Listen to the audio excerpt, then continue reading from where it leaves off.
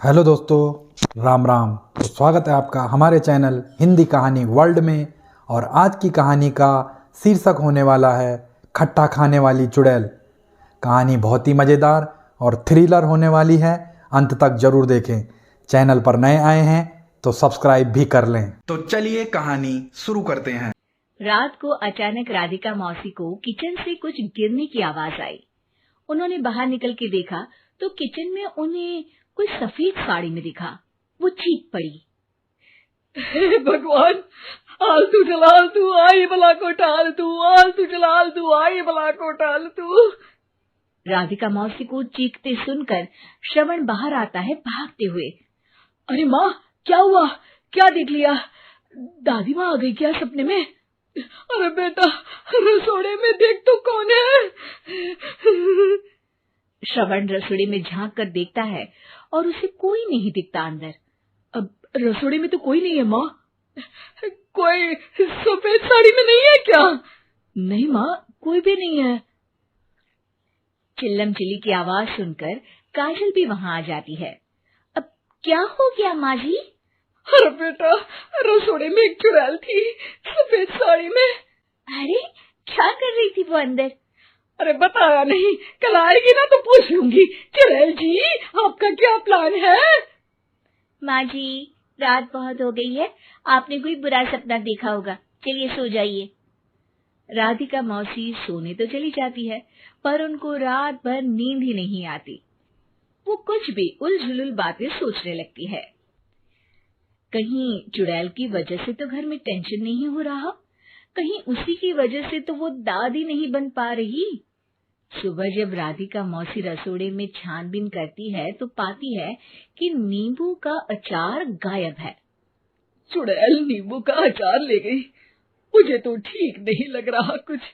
चुड़ैल को भी पता है कि जिंदगी का असली मजा तो खट्टे में ही है। राधिका मौसी झट से श्रवण को फोन कर देती है। बेटा, मुझे समस्या समझ में आ गई है, हमें एक तांत्रिक की जरूरत है। अरे क्या बोल रही हो माँ, तांत्रिक की क्या जरूरत है? आप पूजा पाठ तो कर ही रही हो ना। आलतू जलालतू मंत्र सारे फालतू जैसे कुछ मंत्र पढ़ो, चली जाएगी अपने आप चुड़ैल। अरे नहीं बेटा, कभी चुड़ैल को कम नहीं समझते। अरे तुझे पता भी नहीं चलेगा कि कभी वो छल करके काजल की जगह घर की बहू खुद बन जाएगी। क्या माँ, कुछ भी बोल रही हो? कहाँ काजल और कहाँ चुड़ैल। वैसे एक बात बताओ, काजल को अगर गाने के लिए बोल देना तो चुड़ैल काजल की आवाज सुनकर घर तो क्या, धरती लोग छोड़कर चली जाएगी। तुम ना पढ़े लिखे बच्चे हर चीज को मजाक समझते हो। तुम रहने दो, मैं खुद ही तांत्रिक को बुला लेती हूँ। अच्छा सुन, शाम को इमली लेके आना। क्या है कि चटनी खाए बहुत दिन हो गए है ना। नहीं माँ, इमली तांत्रिक से ही मंगवा लो ना, आटा वगैरह भी उसी से पिसवा लेना। देखो मुझे काम करना है। श्रवण रात को कई तरह की सब्जियों के साथ माँ के कहने पे चटनी के लिए इमली भी ले आया था, लेकिन राधिका मौसी के दिमाग में अलग ही फिल्म चल रही थी।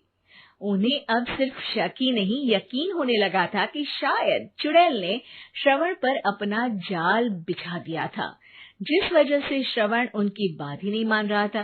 पर कोई नहीं, आने वाली रात में राधिका मौसी खुद तैयार हो गई चुड़ैल को पकड़ने के लिए। रुद्राक्ष की माला, तुलसी का पत्ता, हनुमान चालीसा सब हाथ के पास ही था, बस चुड़ैल का इंतजार था। और जैसा राधिका मौसी ने सोचा था वैसा ही हुआ। वो चुड़ैल उस रात भी आई, पर वो राधिका मौसी से तेज निकली और राधिका मौसी के उससे पकड़ने के पहले ही वो भाग खड़ी हुई।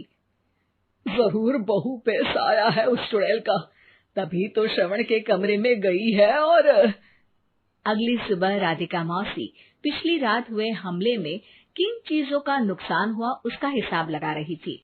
उनके खेमे से एक आम के अचार की शीशी भी गायब हो चुकी थी, और वो इमली भी जो कल श्रवण लेकर आया था। राधिका मौसी इस बारे में सोच ही रही थी कि श्रवण जल्दी से रसोड़े में आकर दवाइयों की पोटली ढूंढने लगता है। अरे बेटा, क्या हो गया? अब माँ, वो काजल की तबीयत खराब है, बहुत घबराहट हो रही है उसे। हे भगवान, मैंने पहले ही कहा था कि तांत्रिक को बुला लेते हैं, पर नहीं, अब देखो उस चुड़ैल ने काजल को अपने वश में करना शुरू भी कर दिया है। हालांकि श्रवण भूतों में विश्वास नहीं करता था, पर अब वो भी डर जाता है और राजी हो जाता है एक तांत्रिक को बुलाने के लिए। कुछ ही घंटों में तांत्रिक आ जाते हैं और राधिका मौसी तांत्रिक जी को सब बता देती है। घोर संकट, घनघोर संकट, चुड़ैल को मारू जोर चाकट, ओम भट स्वाहा खटखा के आहा। अरे ये क्या मंत्र है? मेरे खुद के ओरिजिनल मंत्र है, कल रात को ही लिखे हैं, अच्छे लगे तो दाद चाहूंगा। एक और मंत्र सुनो, अर्ज किया है आब्राकडाब्रा, दिल्ली बम्बई आगरा, चंदा मामा सोवरले सुरन मामू जारा। ये मंत्र है? अरे कोई 40 वालीसा पढ़ो ना। वक्त कम है, 40 नहीं पड़ेंगे, 20-25 में काम चलाना पड़ेगा। अलग निरंजन जाके लंदन, मुफ्त का मंजान घिस मेरे नंदन। अरे जल्दी करो तांत्रिक जी, जल्दी करो। तांत्रिक अपने उल झलूल मंत्र पढ़ने लगता है। श्रवण को तांत्रिक पे शक होता है। वो अपने एक डॉक्टर दोस्त को कॉल कर देता है ताकि कोई अनहोनी हो तो इमरजेंसी में चीजें मैनेज हो जाए। तांत्रिक धुनी रमाता है, जिसकी वजह से कमरे में काफी धुआं हो जाता है और जिसकी वजह से बहू की घबराहट बढ़ जाती है।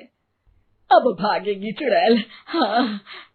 बहू खांसते हुए धुएं से बचने के लिए बाहर चली जाती है। अरे भाग रही है, भाग रही है। पीछे पीछे श्रवण भी जाता है। बहू एक सोफे पर बैठ जाती है। तभी डॉक्टर दोस्त आ जाते हैं और श्रवण को पानी लाने के लिए कहते हैं। थोड़े चेकअप के बाद डॉक्टर कहते हैं, मेरे हिसाब से जाप का काम पूरा हो गया है। क्या मतलब? अरे कुछ भी नहीं माँ, कोई चुड़ैल नहीं है, खुशखबरी है, अब दादी बनने वाली है। मगर वो सब अचार के डब्बे। श्रवण दोनों अचार के डब्बे अपनी माँ को दिखाता है, जो कि उनके बिस्तर के नीचे छुपे हुए थे। आपने सही बोला था माँ, वो चुड़ैल काजल ही थी जो खट्टा खा रही थी। हमें कल ही पता चला, पर हमने आपको ये तांत्रिक वाला काम करने दिया ताकि आपको भरोसा हो जाए कि भूत वगैरह कुछ होता ही नहीं। अच्छा अच्छा, ये तो बड़ी खुशी की बात है, पर बेटा मुझे एक झाड़ू तो ला दे। क्यों माँ? ये तांत्रिक का भूत उतारती हूँ मैं। अब तांत्रिक राधा मौसी के डर से घर से भाग निकलता है और राधा मौसी उसके पीछे भागती है।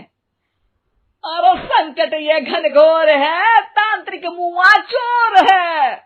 तो दोस्तों, खट्टा खाने वाली चुड़ैल कहानी आपको कैसी लगी? लाइक, शेयर और कमेंट करके ज़रूर बताएं और इस तरीके की और कहानियां देखने के लिए हमारे चैनल को तुरंत सब्सक्राइब कर लें। मिलता हूं मैं आपसे अगली कहानी में, तब तक के लिए जय श्री राधे।